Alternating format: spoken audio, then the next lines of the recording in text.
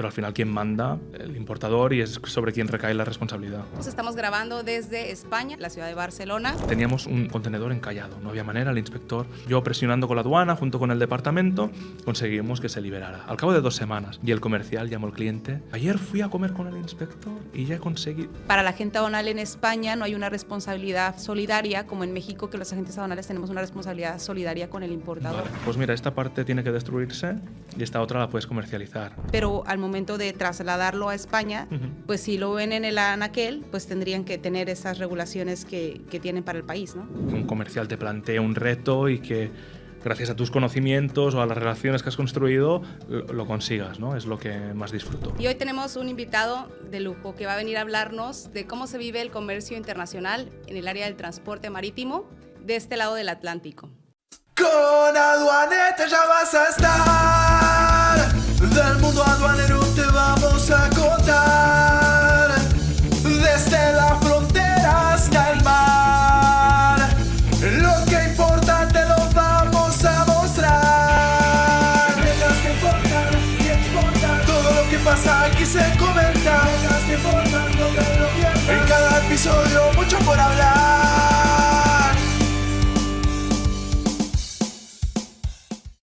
Hola comunidad aduanetas, estoy muy contenta y un poco emocionada, bueno, más bien mucho emocionada, porque hoy tenemos un capítulo muy especial y sobre todo muy internacional porque, como les comentamos, estamos grabando desde España, para ser exactos, desde la ciudad de Barcelona. Y hoy tenemos un invitado de lujo que va a venir a hablarnos de cómo se vive el comercio internacional en el área del transporte marítimo de este lado del Atlántico. Pues bienvenido, Víctor. Para mí es un placer tenerte con nosotros. Gracias, Sandra. La verdad es que, bueno, quería agradecerte a ti y a Brian por contar conmigo, ¿no? para participar en este espacio. Cuando nos conocimos y me explicasteis que hacíais esto, me pareció súper interesante porque, bueno, yo consumo varios podcasts de otras índoles, ¿no? Pero me parece súper interesante, la verdad. Así que gracias. Y es que el objetivo de este podcast del día de hoy es saber si las historias, los retos y las anécdotas que pasan en el comercio exterior se viven de manera distinta de este lado del Atlántico, qué tanto tenemos de similitudes entre los mexicanos y los españoles, aún después de la conquista, y pues hoy se lo queremos contar, ¿ves? Esas netas que importan y que exportan. Pero antes de comenzar este capítulo, por favor, si les gusta el contenido que generamos en Azafra y en Aduanetas, no olviden suscribirse a nuestros canales. Estamos en YouTube, en Spotify, en Amazon Music, estamos en Instagram, estamos en TikTok. Síganos, por favor, y desde aquí quiero mandarle un cordial saludo a mi compañero Vladimir, que está en México, y que esto es más difícil cuando él no está, porque él es el que lleva el orden y la batuta. Pero aquí estamos para iniciar un capítulo más de Aduanetas desde este otro lado del Atlántico. Bienvenido, Víctor. Gracias. Y antes de empezar en materia y meternos en los embarques, en los bookings, Sí. en el transporte, yo quisiera saber quién es Víctor Comas. Pues es una pregunta interesante, porque a veces, y yo creo que estaréis de acuerdo conmigo, y quizá los que nos escuchen pues también, que nuestro sector es un poco absorbente y que a veces monopoliza a todas nuestras capacidades, ¿no? Con lo cual a veces responder a esto no sabes muy bien qué decir, ¿no?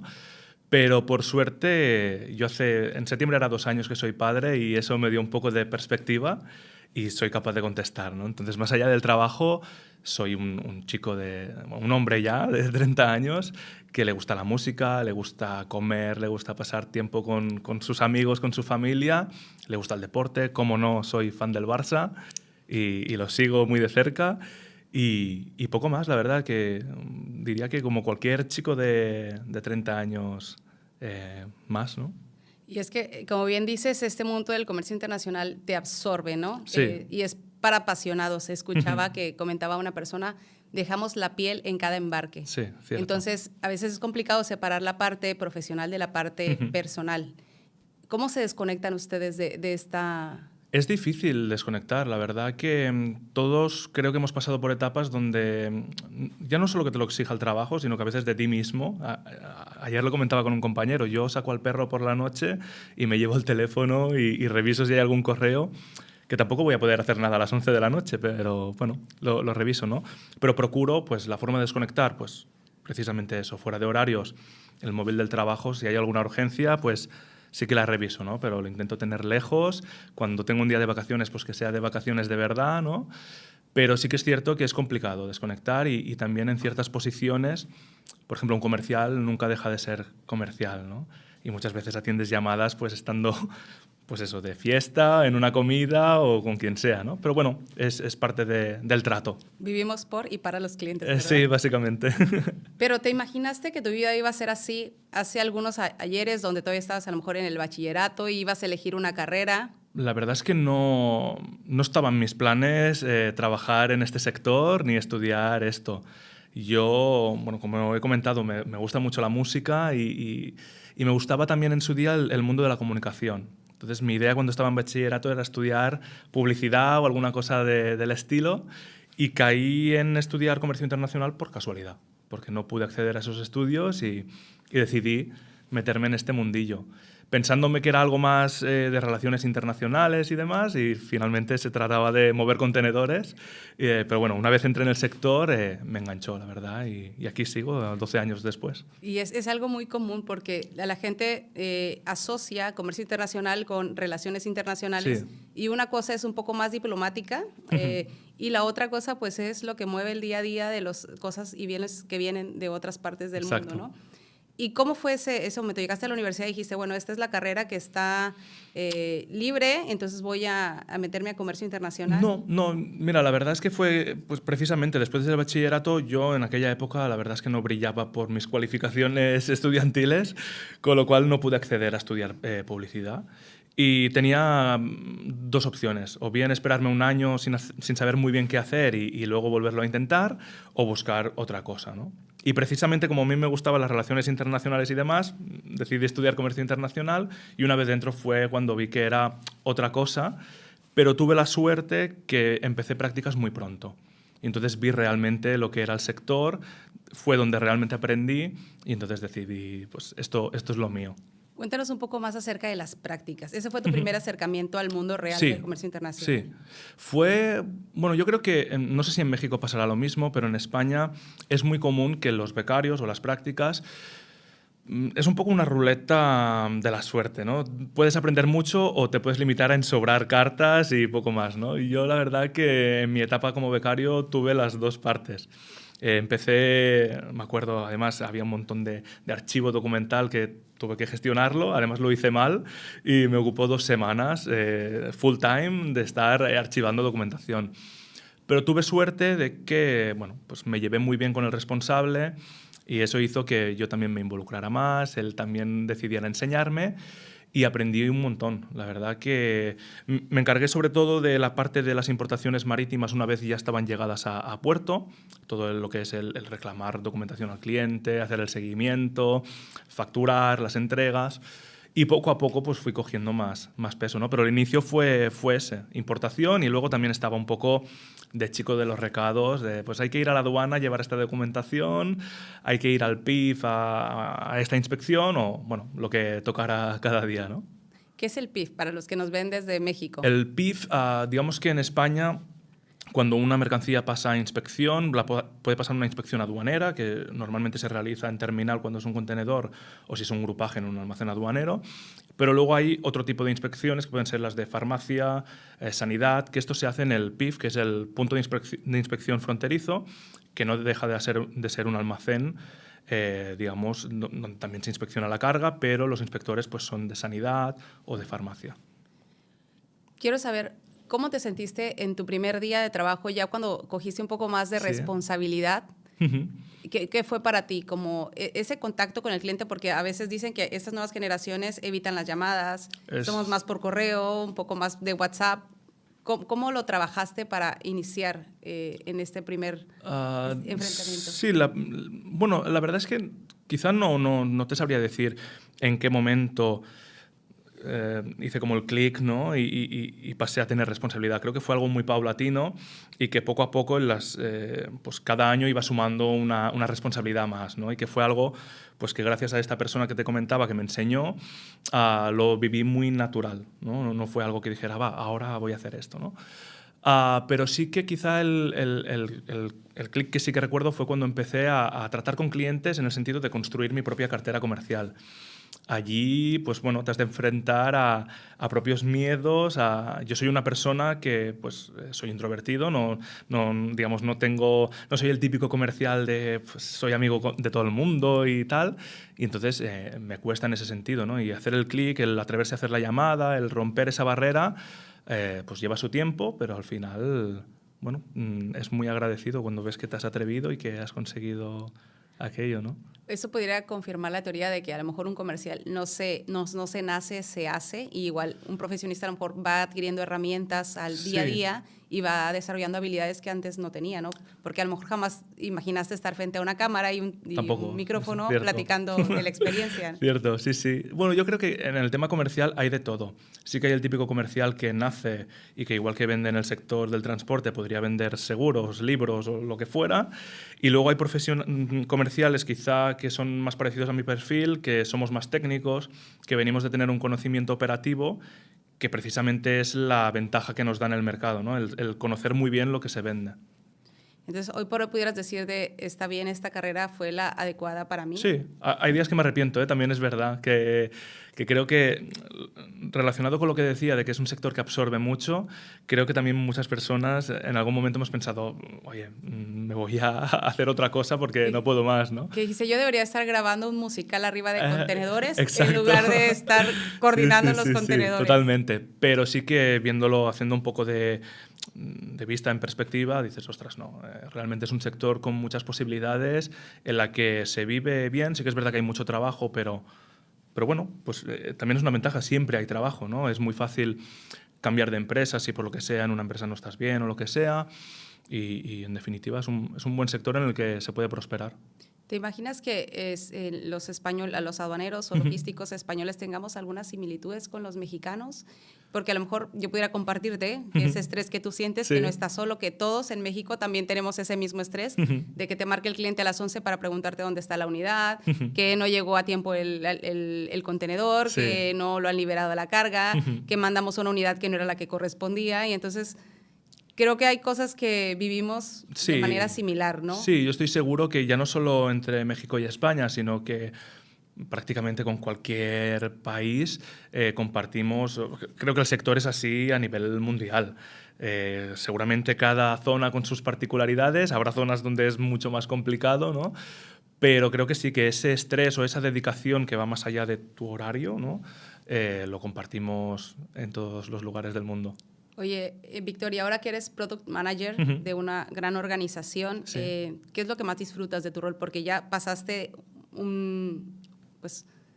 una historia en ciertas áreas y fuiste ascendiendo y ascendiendo, y hoy por hoy el cargo que tienes, que es muy importante en tu empresa, ¿qué te dice? ¿Qué te hace sentir? ¿Qué es lo que haces? A mí lo que hago, a ver, la verdad es que Product Manager, y hace también unos días lo comentaba con unos compañeros que se incorporaron recientemente a la empresa, y me tuve que presentar y les dije, mira, yo soy el Product Manager de la empresa, y seguramente no tenéis ni idea de lo que hago, ¿no? Porque es una posición que a nivel transitario no es muy común, ¿no? Así que hay el jefe de producto marítimo, el jefe de producto aéreo, pero es una figura que es más bien común en multinacionales o en empresas grandes y no tanto en empresas medianas o pequeñas. Al final, yo como lo veo, quizá mucha gente que nos escuche no estará de acuerdo, pero mi función es que el producto, que en este caso es nuestros servicios transitarios, sean atractivos en el mercado. Tanto por la parte de la venta como del coste, como que a nivel operativo pues, ofrezcamos un servicio de calidad. Y eso pues, engloba muchas áreas, ¿no? Desde construir una red, una network de agentes internacionales que nos dé soporte, negociar con las navieras unas tarifas competitivas, guiar un poco al equipo comercial en el sentido, pues, este tráfico nos interesa, este no, o enfócalo de esta manera, ¿no? Es una posición que toca distintas áreas dentro de la empresa, ¿no?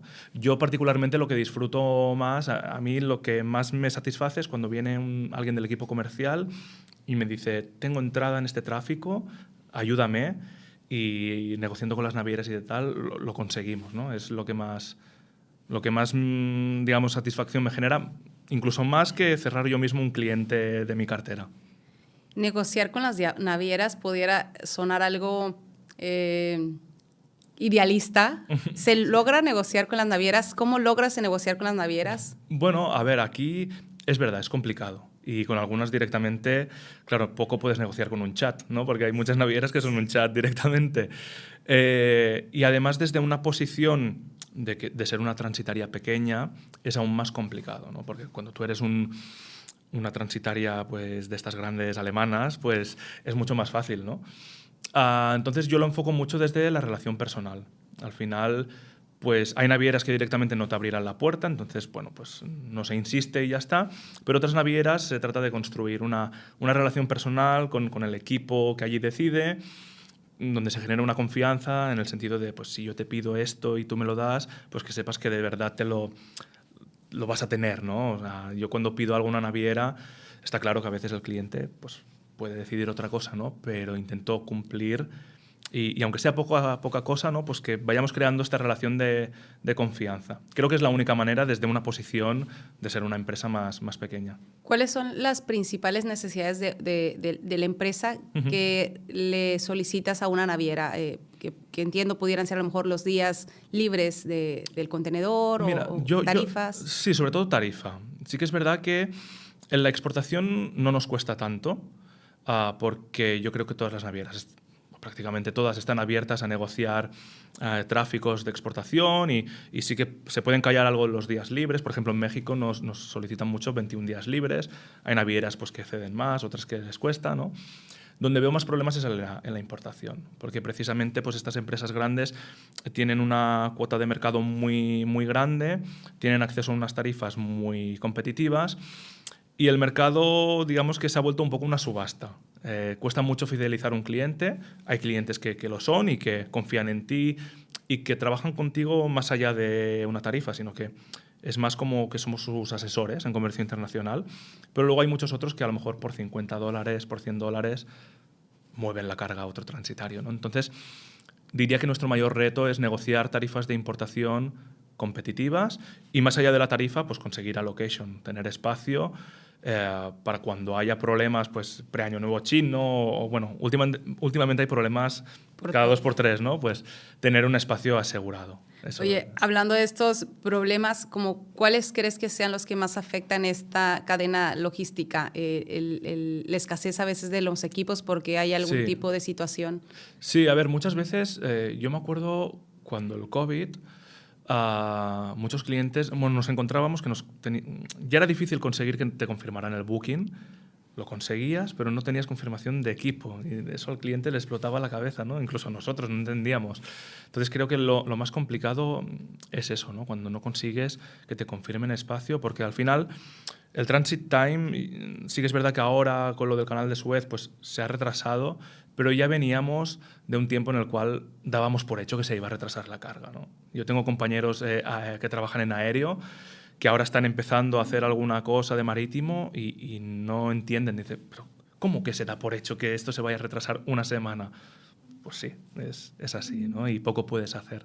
Son esos pequeños márgenes que a veces agarramos nosotros, los logísticos, que decimos, mira, son tantos días de tránsito, pero tomando en cuenta que la autoridad pudiera tardarse tanto tiempo, entonces haces un colchón de tiempo para que ya lo das por entendido, pero a lo mejor alguien que está fuera de todo este contexto dice, es que si tú me dijiste 21 días, deben ser 21 días, ¿no? No, eso nos pasa mucho. Platícanos un poco más del canal de Suez, porque a lo mejor para nuestra audiencia en México es algo que no es tan normal escuchar, o a lo mejor no es tan común. Claro. Pero en esta parte de Europa, pues yo he quedado maravillada de la diferencia entre usar el canal y no usar el canal. Sí. Cuéntanos un poco más de eso para que ellos escuchen, porque a lo mejor estamos más familiarizados con el canal de Panamá, claro. Pero ¿cuál es el papel que juega? A ver, el canal de Suez es vital para la ruta Asia-Mediterráneo, porque al final acorta mucho el tiempo. O sea, para que tengáis una idea, a día de hoy, con los problemas que hay allí, tienen que dar la vuelta a los buques por Sudáfrica y eso alarga el transit time en unos 12-15 días, ¿no? Entonces, el canal de Suez es vital porque acortas ese tiempo. Además, pues, está hecho de una forma que los buques pasan por allí muy ordenaditos, paran en Turquía, luego, bueno, siguen su ruta y es una ruta que tiene sentido, es eficaz y es ágil, ¿no? Desde hace un tiempo pues hay problemas allí, hay conflictos pues de guerras y demás, y la mayoría de navieras, por no decir todas las conocidas, han optado por no pasar por allí, ¿no? Entonces, bueno, eso ha supuesto un incremento ya no solo de días, sino de costes. Los clientes pues, bueno, tienen que contar con eso, ¿no? A día de hoy sigue la situación igual. Hay alguna naviera que pasa por allí, que puntualmente pues decide vamos a probar, ¿no? Pero el capitán, una vez llega a la zona, si no lo ve claro porque, yo qué sé, porque ha habido un repunte del conflicto o lo que sea, se da la vuelta.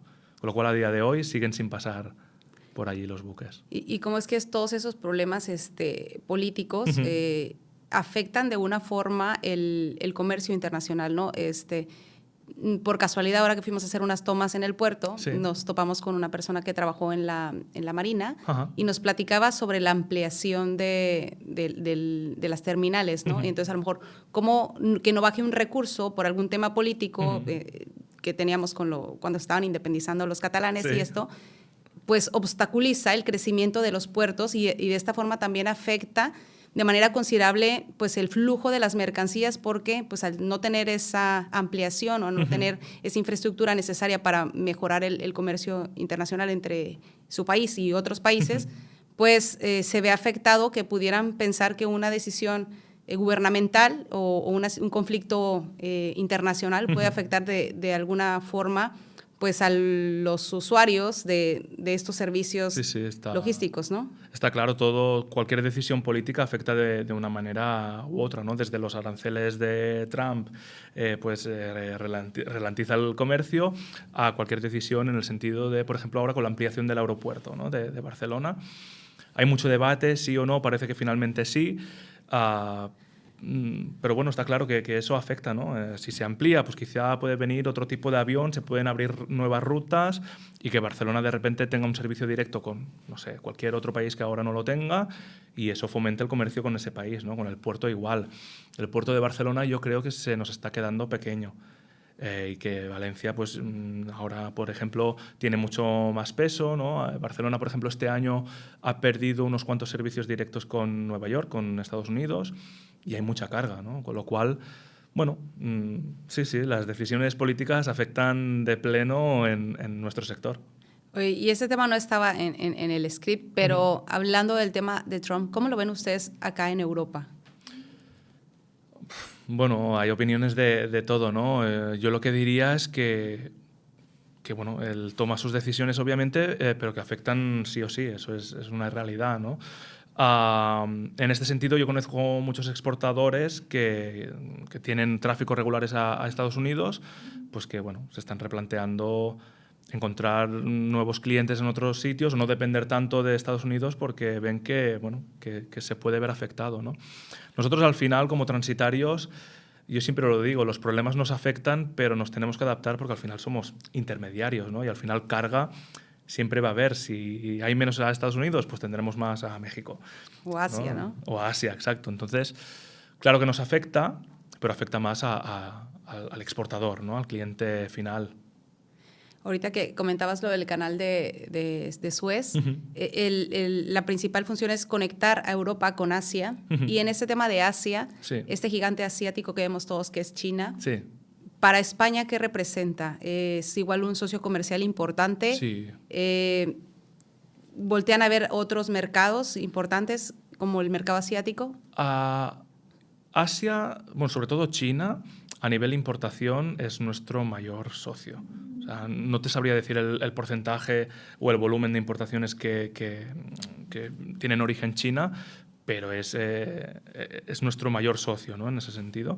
Y creo que China también tiene un interés en nosotros y cada vez realizan más inversiones. Por ejemplo, hay una terminal del puerto de Barcelona que directamente es de, digamos, que hay capital chino allí que ha invertido, ¿no?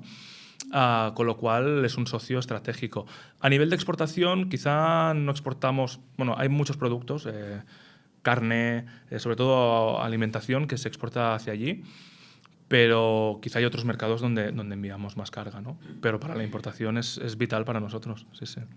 Oye, y hablamos ahorita de temas políticos, geopolíticos, pero también el tema de los avances tecnológicos, cómo ha impactado en el comercio internacional o más bien en el transporte marítimo, hablando de los e-bookings y la digitalización como una clave en este sector. Bueno, para mí ya es difícil imaginarme cómo trabajar en el sector cuando no había email. Yo tengo compañeros que se están a punto de jubilar y entonces ellos sí que han vivido esa etapa y digo, ostras, ¿cómo lo hacíais? ¿No? Pues con papel, boli y teléfono. O sea, que para mí ya es un avance muy importante pues, contestar emails y demás. Pero está claro que todas estas herramientas de pues, poder hacer un booking por una web, de poder ver el barco por dónde va, creo que facilitan y agilizan las cosas. También creo que es un arma de doble filo porque ayuda mucho al cliente final, nos ayuda a nosotros, agilizas procesos, pero creo que eso va camino también de convertir nuestra actividad un poco en low cost. Porque el booking electrónico va ligado a una tarifa spot a veces también. Entonces, bueno, lo veo como que estamos yendo hacia, ¿cómo lo diría? Un Ryanair o un booking, ¿no? El booking de los hoteles, pero en nuestro sector. Que al final el cliente pueda ir, clicar y no sé en qué punto eso nos deja al transitario, ¿no? Pero en líneas generales lo veo una ventaja. Y en tema, por ejemplo, de sistemas, ¿ustedes cómo le dan seguimiento a todos los embarques? ¿Igual mediante un sistema, una plataforma? Nosotros tenemos varias herramientas. Digamos, hay clientes que a lo mejor es una partida spot o tienen un volumen que no es muy, muy grande y entonces pues le hacemos un seguimiento más por email. Nosotros vamos mirando los trackings de las navieras, webs como el Marine Traffic, donde puedes ver por dónde va el buque y entonces informamos al cliente. Pero luego para clientes más con un volumen más regular o más voluminoso, tenemos una plataforma donde ellos pueden acceder, ven sus embarques, ven pues, lo mismo que nosotros podemos ver en varias webs, ellos lo tienen todo centralizado en una única web, ¿no? Y es una forma pues que facilita mucho la vida a los clientes, ¿no? Porque más allá de que te puedan llamar y siempre hay ese trato personal, pues pueden entrar y, oye, ¿dónde está el embarque? ¿No? Pues lo ven y es mucho más ágil. Hablando de que ustedes, por ejemplo, también lidian esto de la negociación con las navieras, ¿cuáles son los principales problemas o retos a los que se enfrentan, por ejemplo, con las terminales, con la aduana? ¿De qué forma se generan costos adicionales o demoras para este sector?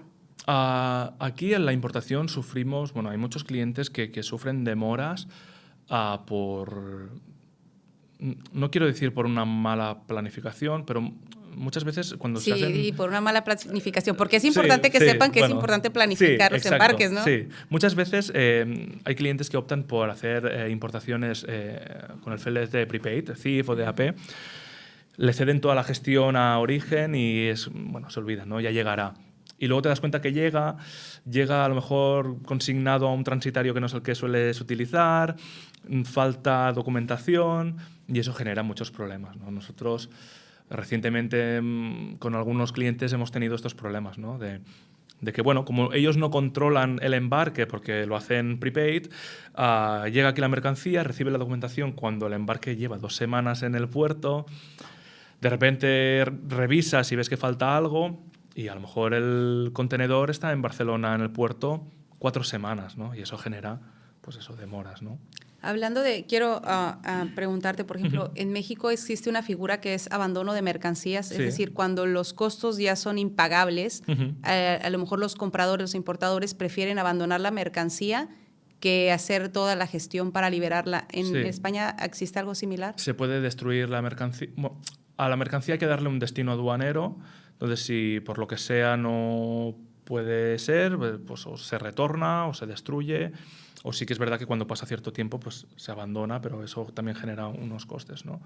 En ese sentido, yo tuve una experiencia en otra empresa donde estuve de pues lo mismo. Se nos consignó unas, creo que eran bicicletas eléctricas, donde el importador no sabíamos bien quién era. Y además me acuerdo porque de repente un día aparece en la oficina una persona, concretamente era de Turquía, hablaba en inglés, no nos entendíamos muy bien. Vengo a buscar mis contenedores. Sus contenedores están en el puerto. No, pues voy a ir al puerto. Y me acuerdo además, la naviera era MSC, se fue a las oficinas de MSC, se fue al puerto. Al final aquello se acabó destruyendo. porque, bueno, fue un poco caótico. Me parece chistoso porque parece que estoy viendo la misma película, pero con acento de México, Sí. del cliente que te está marcando y dice, oye, es que quiero ver qué pasa con mi carga. Y tú, pero tu carga, ¿dónde está tu carga? No, pues tu carga está en el puerto, Sí. ¿no? Ah, déjame voy. ¿Puedo entrar con mi camioneta a la aduana para retirar mi carga? En este sentido, también se enfrentan a, por ejemplo, desconocimiento Sí. de la gente, de qué es la cuestión aduanera, que tiene que haber un despacho, un trámite, que existen personas especialistas en liberar contenedores. Sí. A ver, la verdad es que en los 12 años que llevo he visto que cada vez la gente se especializa más y tiene más conocimiento. Pero también es verdad que incluso en empresas grandes que a priori piensas, ostras, aquí el logistics manager o quien se encargue de esto debe ser un crack.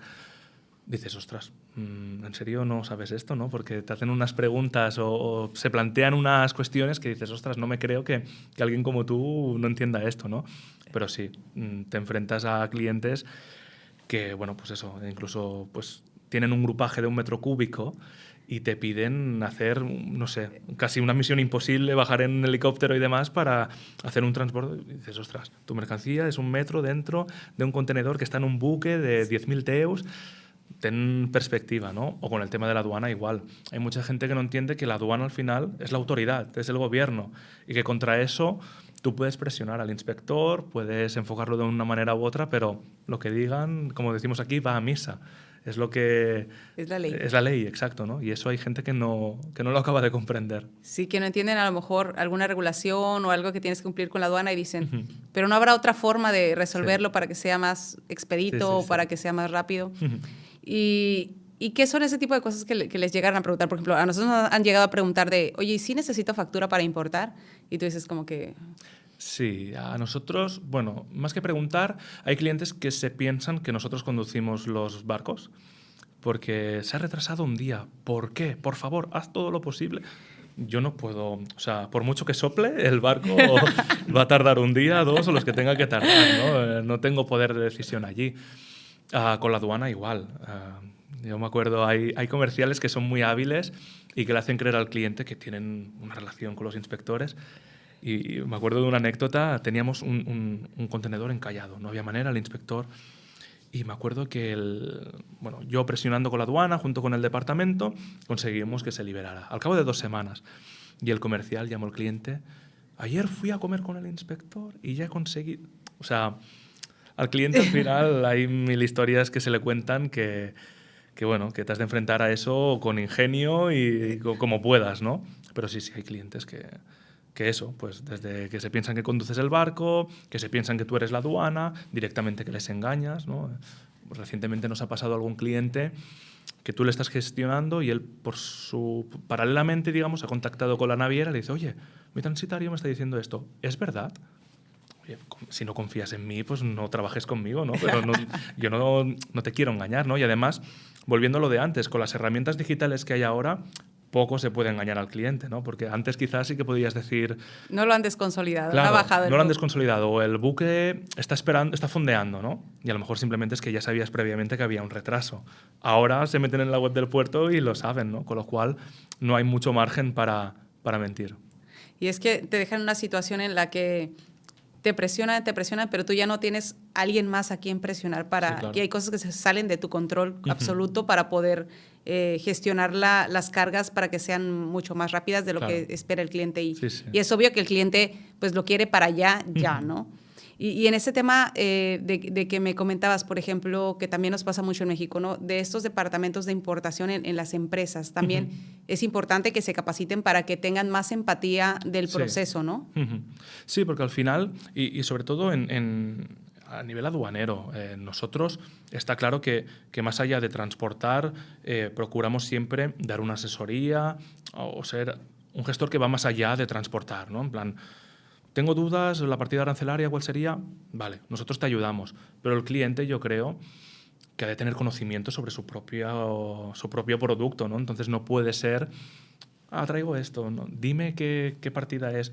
Yo te lo digo, pero ¿en serio no sabes qué es lo que estás trayendo? sea, en ese sentido, luego hay empresas que sí que lo hacen muy bien, ¿eh? Hay empresas que te lo dan directamente, te dicen, la partida es esta, y no te salgas de aquí, todo muy... Hay de todo, pero sí que es verdad que en líneas generales hay un poco de desconocimiento y se delega mucho en el transitario. Y nosotros decimos, bendito sea el cliente que manda toda la información en un solo correo. Eso ya es genial. En un solo correo y con todas las referencias correspondientes es lo ideal. Luego hay clientes que en un mismo correo, documentación de 3 embarques distintos, te cambian el asunto del email. Adivina cuál es la factura que corresponde a este Exacto, embarque. exacto. Hay clientes que son muy caóticos.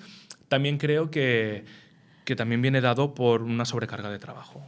Hay muchas empresas, y también ocurre en nuestro sector, que una sola persona lleva un volumen de trabajo que no es comprensible, o que quizá en otros sectores, yo me acuerdo en la pandemia, compartí durante un tiempo vivienda con un amigo que trabaja en otro sector, y una vez me acuerdo que hizo un comentario de, ostras, hoy tengo muchos correos por leer, tengo 20 correos. Y yo pensé, ostras, ojalá yo tuviera 20 correos, ¿no? Yo al día Así me de, entran, ay, yo qué sé, chiquito. exacto, me entran, yo qué sé, 300 correos, ¿no? Entonces, bueno, pues eso. Mientras los contenedores navegan en un océano, nosotros navegamos en un mar de correos Exacto. electrónicos y Sí, mensajes sí. de WhatsApp, ¿no? Totalmente, sí, sí. Ya no solo correos, sino WhatsApp, llamadas, Teams, de todo. Ahorita que estamos platicando, pues hablamos del cliente, hablamos del transitario. Hay varias áreas que son claves en esta cadena logística del traslado de las mercancías de un punto a otro. Para ti, ¿cómo podemos lograr esa comunicación entre el cliente, el transportista, la autoridad? ¿Qué consejos nos puedes dar en ese sentido? A ver, yo creo que lo que es vital es actuar siempre desde la transparencia y generar relaciones de confianza, tanto con proveedores, como he dicho antes, como con el cliente. Al final, el cliente, si trabaja contigo, tiene que ser porque confía en tu buen hacer. Entonces se tiene que dejar asesorar, y tú también tienes que hacer ese trabajo, pues, que va más allá, ¿no? Hablábamos antes de que mi generación y la generación, pues, más pequeña le tiene miedo al teléfono. Es una realidad y es una pena, porque estamos todo el día enviándonos mensajes que va muy bien, pero el teléfono ayuda mucho porque fortalece esas relaciones. En una llamada, pues, se hablan las cosas de otra forma, la comunicación es más fluida, y creo que es vital para construir estas relaciones con los clientes, ¿no? Creo que la clave es esa, construir relaciones de confianza con los clientes para que todo vaya fluido, y luego ser muy ágil o, ¿cómo lo diría?, revisar bien con qué proveedores se trabaja. O sea, todos sabemos, pues, que si trabajamos con cierta naviera vamos a tener ciertos problemas de comunicación, ¿no? Pues evitémoslas si podemos. Con los partners, con los agentes en origen, pues cada casa, ¿no?, sabe lo que tiene. Pues intentemos siempre buscar la mejor opción, o hablemos directamente con el cliente. ¿Qué priorizas? ¿Servicio, precio? Y de esta forma, pues, se enfoca de una forma u otra, ¿no? Eso es clave, ¿no? Nosotros también lo contemplamos, el análisis del riesgo principalmente, pero también el ver, oye, si vas a sacrificar la atención o el tiempo de traslado por el costo, pues a lo mejor te recomendamos que trabajemos con esta naviera o esta terminal. Si lo que te interesa es que llegue en punto, a lo mejor te va a salir unos pesos más caro, pero nos vamos por este otro lado. Y al final del día, creo que es en lo que nos convertimos, como un coach de embarques, ¿no? De decirles, eso es lo que más te conviene, pero te voy a dar este abanico de opciones, y tú vas a elegir tu traje a la medida, ¿no?, para el cliente. Es que yo creo que respondiendo a esto y relacionado con lo que antes comentábamos de las herramientas digitales, el papel del transitario va en esa dirección. Al final, el cliente que trae 2, 3 contenedores al año puede ir a la web de alguna naviera, buquea, tiene el precio, le pueden hacer el despacho de aduanas y le pueden hacer todo, ¿no? Y quizá para ese tipo de clientes que no trae una mercancía que sea muy complicada a nivel aduanero, es una buena forma de proceder, ¿no? Y creo que el papel del transitario es más de asesoría, de gestión, de coach, ¿no?, como has dicho, para clientes, pues, que quizá tienen un volumen mayor o que importan una mercancía, pues, que se tiene que tratar de una forma especial, ¿no? Hemos hablado de esta palabra transitario y a lo mejor tú y yo la entendemos porque a lo mejor ya estuve visitando a algunos colegas, pero explícanos cuál es la función de este personaje, de esta definición de lo que es el transitario en España, para que nuestra audiencia sepa ¿A qué nos referimos cuando hablamos de los transitarios? A ver, transitario no deja de ser un freight forwarder. En España se le llama transitario y esto es, no sé si es una leyenda urbana o es la realidad. Yo lo he escuchado de varias personas y me cuadra bastante la... ¿Con vinos o sin vinos? Diga. De las dos formas, pero me cuadra bastante la explicación. Y es que en España durante un tiempo hubo una dictadura y al inicio de esa dictadura, durante un tiempo, España, bueno, ese régimen adoptó la autarquía como sistema, digamos, de comercio. Digamos que no se importaba mercancías, sino que se procuraba autoabastecerse con la propia producción, salvo ciertas cosas que en España no se producen, ¿no? Entonces, ¿qué pasaba? Que por España las mercancías transitaban. Es decir, de Portugal pasaban por España, pero no se importaban, o de Francia. Era todo tránsitos. Y las empresas que se dedicaban a esto pues se empezaron a llamar transitarios porque lo que hacían eran tránsitos. Pero no dejamos de ser un freight forwarder de como hay en cualquier otro país, ¿no? Hacemos gestión de transportes marítimo, aéreo, terrestre, aduanas también, almacén, no, hay de todo, ¿no? Interesante saber que el origen histórico Sí. a la realidad, que yo imagino que esos transitarios de hace algunos años jamás se imaginaron estar como están ahora. Claro, hay muchas empresas que empezaron haciendo pues esos tránsitos, luego aduanas, y ahora se han hecho mucho más grandes y hacen de todo. Sí, sí.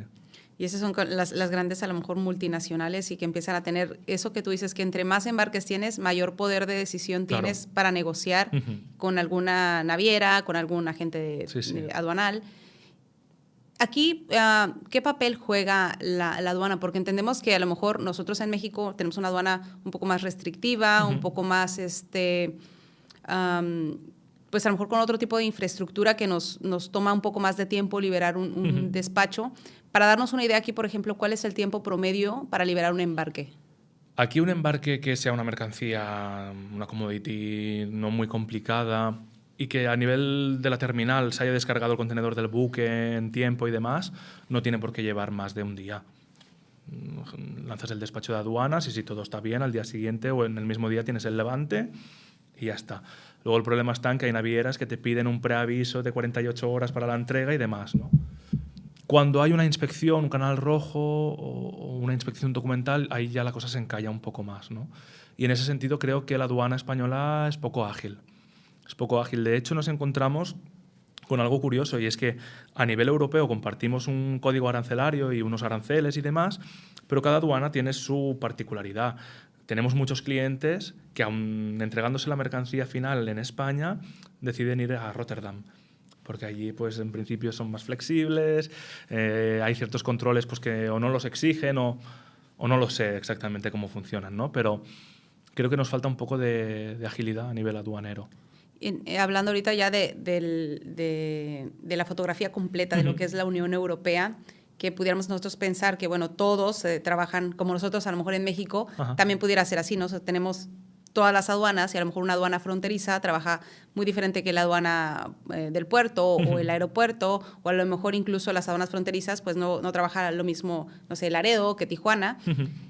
Aquí en Europa también sucede eso, ¿no? Sí. Pero también, por ejemplo, me comentaban, en España es un país que tiene ciertas regulaciones para las mercancías, que a lo mejor cuando entran por Rotterdam no tienen esas mismas restricciones, entonces prefieren ingresarlo por ahí, pero al momento de trasladarlo a España, pues si lo ven en el anaquel, pues tendrían que tener esas regulaciones que tienen para el país, ¿no? No sabría decirte. En nuestro caso, los clientes que deciden ir por Rotterdam para evitarse todos estos problemas, luego no se los encuentran, porque despachan con un representante fiscal en Países Bajos y a nivel aduanero ya digamos que allí muere el tema. Luego traen la mercancía en camión hacia aquí, España, y ya lo pueden comercializar, ¿no? Nos pasa mucho con juguetes, con alimentación en algunas ocasiones. Aquí, pues sí, la aduana es bastante estricta. Al final, con este tipo de mercancías, yo también encuentro que está bien que haya unos controles, porque al final, pues, los juguetes son para los niños, la alimentación es lo que nos metemos en el cuerpo, con lo cual está bien que haya unos controles, ¿no? Pero sí, hay muchos clientes que optan por enviarlo por otra vía que es más flexible. Cuando hablas de que es un poco más lento, porque a lo mejor tú dices es un poco más lento y nosotros en México podríamos decir no, pues le va a tomar como un mes. Y a lo mejor tú estás diciendo es un poco más lento porque en lugar de tomarme un día me toma 3, ¿no? 3 no, un mes tampoco. Podría darse, ¿eh? Que un mes... yo he visto cosas de juguetes que se han alargado mucho y que al final tú traes todo el contenedor, te tiras unos días revisándolo y al final te dicen, pues mira, esta parte tiene que destruirse y esta otra la puedes comercializar. Entonces, bueno, ya aún se complica más la cosa, ¿no? ¿Hay comunicación entre las autoridades aduaneras y los demás actores o es Sí. a puerta cerrada? ¿O sí, cómo funciona acá? Aquí, digamos, el despachante de aduanas es quien puede comunicarse con la aduana española, ¿no? Entonces, en el momento que algo se complica, el despacho no sale verde y hay inspecciones o demás, el diálogo es entre esas dos partes. Luego tú con la naviera hablas si tienes que posicionar el contenedor en la terminal o tienes que pasar escáner o lo que sea, pero el diálogo es entre el aduanero y la autoridad aduanera. Me hablabas de despachos de 24, máximo 48 horas. Decías que en un solo día puede llegar, o sea, bueno, más bien llega el buque, descargan los contenedores Sí. y entonces no hacen, me decían algunos nacionales, es que nosotros no hacemos citas para previos, ¿no? Porque en este sentido, para la agente aduanal en España no hay una responsabilidad solidaria, como en México, que los agentes aduanales tenemos una responsabilidad solidaria con el importador. Vale. Entonces decía, si el cliente trae algo extra o trae mal la carga, pues no es responsabilidad del agente aduanal. Entonces esto facilita también mucho el tema de que, pues como no voy a tramitar una cita para ir y revisar la mercancía porque no voy a hacer un previo, pues todo esto es un poco más ágil, ¿no? Sí, sí, aquí, digamos, se puede complicar la cosa o se pueden alargar los timings si el cliente no te ha facilitado la documentación o en el momento que sale el despacho con inspección o lo que sea, el cliente no es ágil en enviarte los requerimientos que te haga la aduana, ¿no? En cuanto a la responsabilidad, es del importador. El despachante actúa como intermediario, pero al final quien manda es el importador y es sobre quien recae la responsabilidad. Estos recintos fiscales, en el tema de transporte, por ejemplo, pues para México, no sé, el operador que va y carga el contenedor tiene que tener un gafet, y este gafet se vincula con el documento. ¿Cómo funciona aquí esas pues cuestiones de seguridad para el acceso al ingreso a las terminales, a la aduana y todo esto? No te sabría decir, bueno, yo cuando empecé en el sector, que hacía un poco de todo, cuando tenía que ir a las terminales a una inspección, sí que te piden pues el DNI, que es, no sé cómo lo llamáis en México, pero es bueno. Sí, la identificación Exacto, oficial. Sí. Ajá. Tenías que ir con un casco por seguridad y con una acreditación del puerto de Barcelona. Más allá de eso, no te pedían nada más. Para ir a la aduana, lo que es el edificio, pues también pasabas un control de seguridad, identificación y demás. Los transportistas que van a recoger carga, realmente no desconozco qué trámites han de seguir. Sí que es cierto que para poder retirar un contenedor tiene que haber un documento que acredite el destino aduanero de ese contenedor.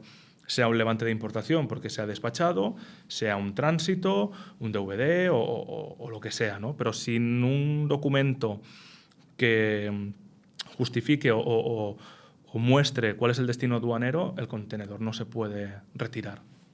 Ahorita a veces como que medio me voy y vengo, ¿no? Entonces estaba pensando ahorita lo que comentabas cuando entra la mercancía por Rotterdam, ¿cómo son las fronteras para la Unión Europea? Es decir, sale la carga de algún otro país de Europa y en la frontera con España hay carriles de carga, no hay aduanas, es acceso libre. ¿Cómo funciona? Mira, recientemente yo he ido mucho a Francia y la frontera es casi no la notas, ¿no? O sea, es que hay como una especie de peaje, pero no, digamos, no es una frontera real. Supongo que si en algún momento hubiera algún problema sí que notaríamos que hay una frontera real, ¿no? Pero hay libre circulación entre los países miembros, ¿no? De hecho, también me pasó recientemente que estuve en Suiza, que no es de la Comunidad Europea, y también vi que la frontera con Francia, digo, ostras, sí, aquí no hay control alguno. Control ni migratorio ni de mercancías. No, supongo que en algunos otros puntos, pues supongo que sí que lo habrá, pero no. Para hacerte una idea, en Andorra, que es un país muy pequeñito que hay también entre Francia y España, ahí sí que veo una frontera más visual, ¿no?, que la que puede haber entre Francia y España. Es increíble, ¿no? Cómo toda la Unión Europea pues está unida, como dice el nombre, Sí. pero con sus pequeñas particularidades de cada país, ¿no? Ujú.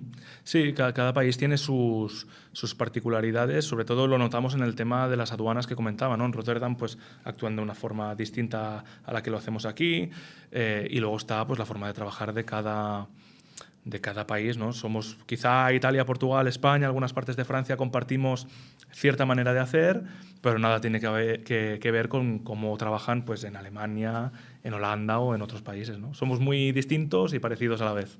Sí, y seguramente también tenemos algunas similitudes nosotros en los documentos que solicitamos al cliente, en el tipo de la operación, de cómo funciona desde que haces el booking, desde que se prepara el documento para la importación, se hace el despacho y todo esto. Pero ahora que estás como Product Manager, ¿cómo logras, por ejemplo, a veces nos pasa, ¿no? Los que vendemos, vamos y ofrecemos un servicio, hablamos con el cliente, le ofrecemos, en México decimos las perlas de la Virgen, y luego ya traes al cliente a casa. ¿Cómo contagias a la gente ya de la operación, ¿no? De que, oye, te traje aquí este es mi nuevo aportación a la empresa, cuídamelo para que no se vaya.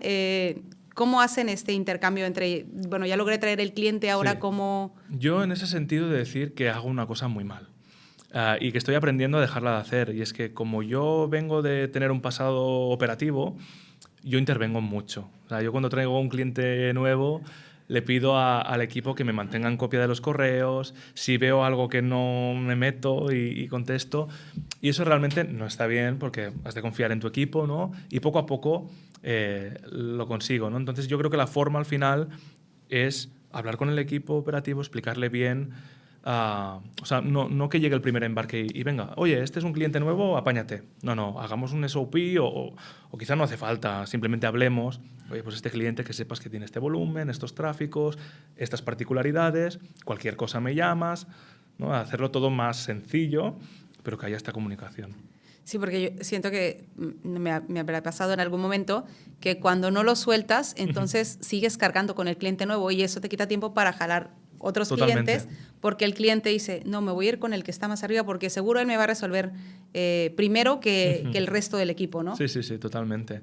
Yo a mis clientes sí que es verdad que soy en la parte de las ventas, soy alguien que está muy cerca de los clientes, o sea, sí que poco a poco estoy consiguiendo delegar más en el equipo operativo, pero a mí no me molesta que el cliente me llame para preguntarme algo operativo. Quizá luego le digo, oye, pues llama a tal persona y tal, ¿no? Pero creo que también es una forma de estar en contacto con el cliente, que no se olviden de ti, que tú tampoco te olvides de ellos, porque a veces hay clientes pues, que con el día a día no te acuerdas, ¿no?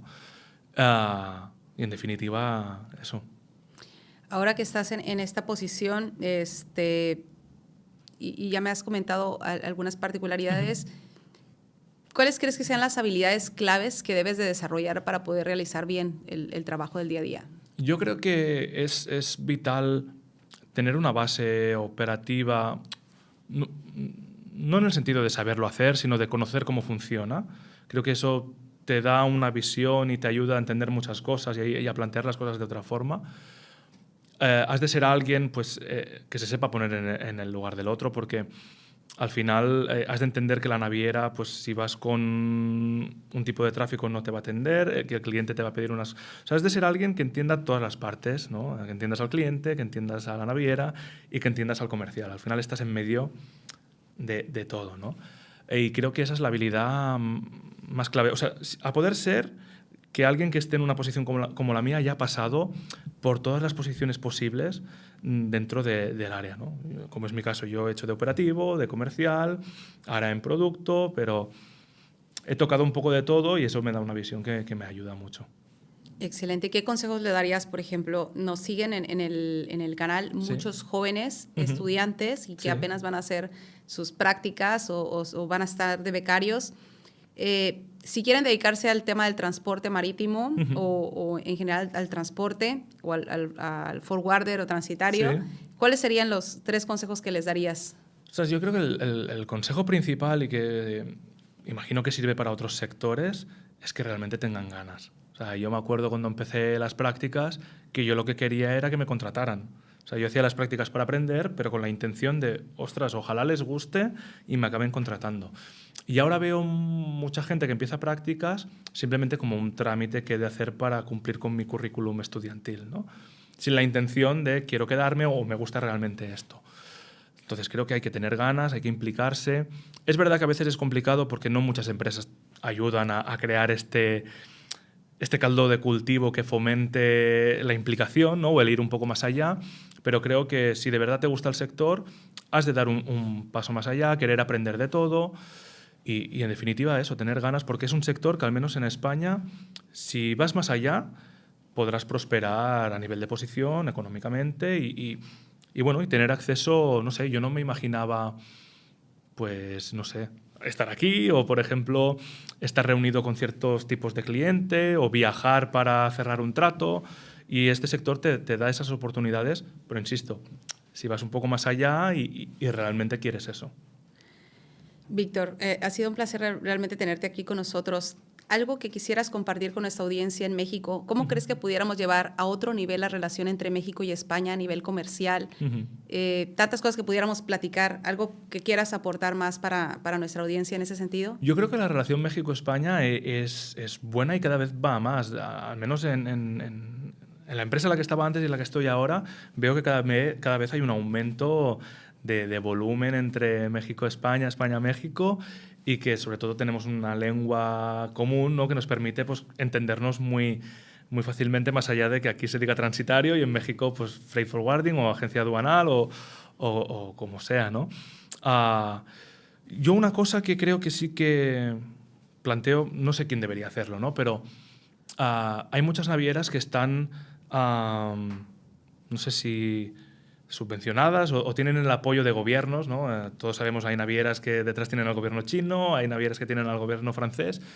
Y a mí lo que me sorprende es que el gobierno de España o conjuntamente con gobiernos de Latinoamérica no hayan sido capaces de construir o de fomentar una naviera que conecte pues, a los dos sitios, ¿no? Porque hay mucha carga y creo que sería algo interesante o al menos algo a plantearse, ¿no? Y no sé, creo que sería bien para aún fomentar más estas relaciones. Sí, porque aparte he visto que en España cada vez vemos más productos mexicanos y cada vez vemos más productos latinoamericanos y pues hay algo, ¿no? Que claro. Yo creo que es la relación comercial histórica, ¿no? México y España desde los tiempos de las Indias, ¿no?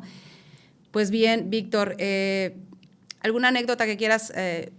Tenemos para compartir de que alguna misión imposible que hayas dicho, hoy sí me la rifé, como decimos en México, y lo logré superar de algo que fuera una misión imposible en el sector? Yo, mira, me acuerdo, llevaba, bueno, poco tiempo no, llevaría 4 años en el sector y teníamos, bueno, unos contenedores que eran material promocional y con las promociones siempre ocurre que hay como un deadline que si te retrasas el importador tiene que pagar unas penalizaciones o directamente ya no quieren la mercancía.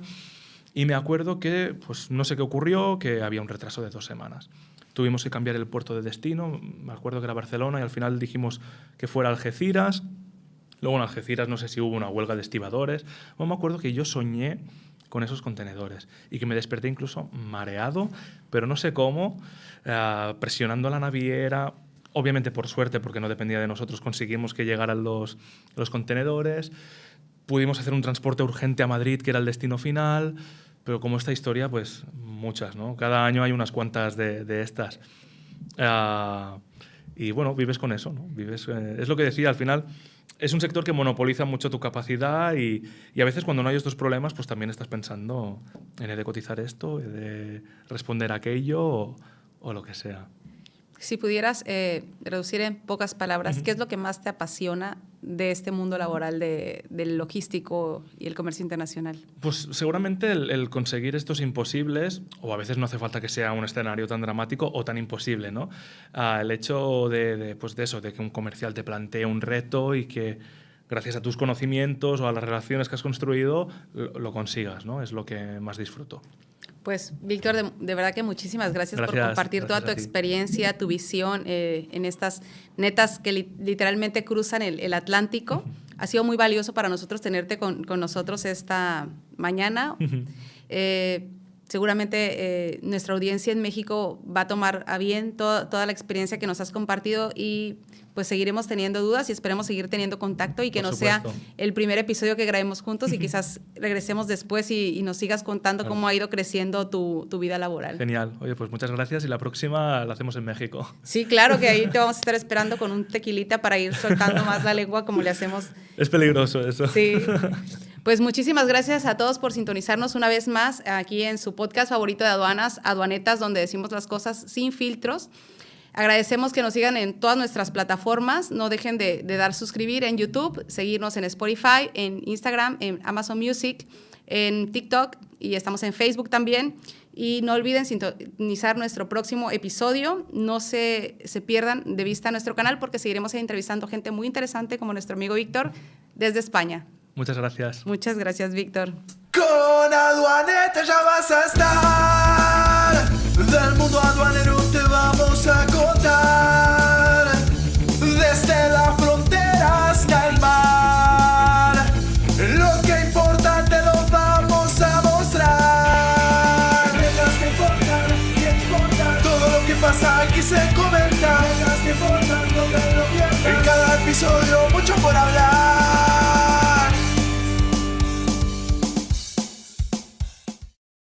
Sí. Oye, ¿y todavía sigues tocando la guitarra? ¿O qué tocabas? ¿Qué instrumento tocabas? ¿O solo sí, cantabas? Mira, yo empecé, es que esto también, yo empecé tocando la batería. Me gustaba mucho la percusión y demás. Hasta que hubo un día que dije, a mí no me gusta estar detrás del escenario, me gusta estar delante. Y me compré una guitarra sin tener ni idea. Pero bueno, por YouTube y demás fui aprendiendo y no es que sea ni mucho menos un virtuoso de la guitarra, pero sí que me dio pues, por componer, por cantar un poco y ahora lo he dejado porque, bueno, yo tuve un par de bandas musicales, ahora ya no toco, pero con mi hijo a veces pues sí que cojo la guitarra y le toco alguna canción y a él le gusta y es el único contacto que tengo a día de hoy con la música. Audiencia. Sí. Pero me gustaría retomarlo, la verdad. Oye, entonces, ¿y para tu hijo qué preferirías? ¿Que fuera logístico o Ostras, músico? Lo que él quisiera, que supongo que a ver, quizá le atraería más la música, ¿no? Tiene más glamour o es, no sé. Pero no sé. Ahora le gusta mucho, ahí sí que en ese sentido le estoy adoctrinando un poco y le doy una pelota de fútbol y le enseño a chutar. Y, bueno, Es el próximo jugador del Barça. sí, el próximo Lamine Yamal. Oye, ¿y aquí en España sí ubican qué es lo que hacemos? Porque en México a veces no ubican qué hace el transitario, el agente aduanal, Si lo ubican los clientes. Sí, no, ubica a la gente en general. Por ejemplo, saber qué es lo que hace un doctor. Y todo el Claro, mundo sabe que hace un doctor, sí. que hace un maestro, pero No, pocos no. Aquí la gente no sabe, no. Igual piensa que llegan las cosas por arte de magia de un sitio a otro. Claro, yo cuando les digo, trabajo en transporte marítimo o en transporte... ¿llevas un camión? No. Al final siempre lo acabo resumiendo administrativo o en una oficina, porque es que si no la gente no sabe. O en un almacén o... en marítimo trabajas en el puerto. Digo, no. ¿No? Eres marinero. Yo no, estoy en una oficina en el centro de Barcelona o antes en el aeropuerto. Vale. ¿Sabes? La gente no... Sí, como que no eres doctor, no eres maestro. Exacto, no se identifica bien. Sí. Sí. Pues muchas gracias, Víctor. Gracias a vosotros.